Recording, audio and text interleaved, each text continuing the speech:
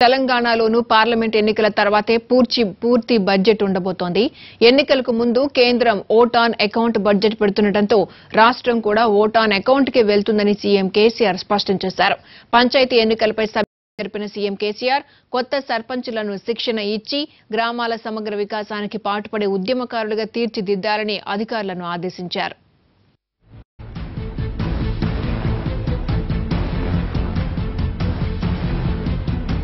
ప్రస్తుతం జరుగుతున్న గ్రామ పంచాయతీ ఎన్నికల్లో విజయం సాధించిన సర్పంచులు, ఉప సర్పంచులకు శిక్షణ ఇవ్వాలని సీఎం కేసీఆర్ అధికారులను ఆదేశించారు.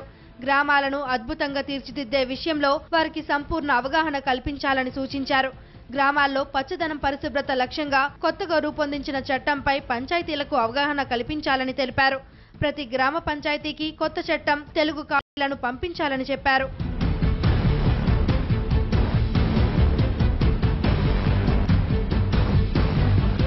కొత్తగా నియామకమయ్యే పంచాయతీ కార్యదర్శులు, సర్పంచులు కలిసికట్టుగా పనిచేయడానికి అవసరమైన చర్యలు తీసుకోవాలని అధికారులను కోరారు. కొత్తగా ఎన్నికయ్యే సర్పంచులు మూస పద్ధతిలో కాకుండా గ్రామ సమగ్ర వికాసానికి పాటుపడే ఉద్యమకారులుగా మారాలని సీఎం అన్నారు.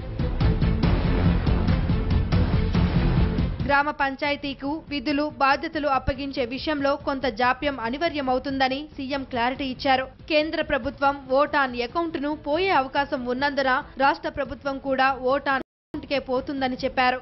ఏప్రిల్, మే నెలల్లో పార్లమెంటు ఎన్నికలు జరుగుతాయని, ఆ తర్వాతే పూర్తిస్థాయి బడ్జెట్ ప్రవేశపెడతామని స్పష్టం చేశారు. ఆ బడ్జెట్లోనే పంచాయతీలకు నిధులు కేటాయించడం సాధ్యమవుతుందన్న సీఎం ఆలోగా సర్పంచులు, కార్యదర్శులకు పూర్తి స్థాయిలో శిక్షణ ఇచ్చి గ్రామాభివృద్ధి కోసం పాటుపడే కార్యకర్తలుగా తీర్చిదిద్దారు.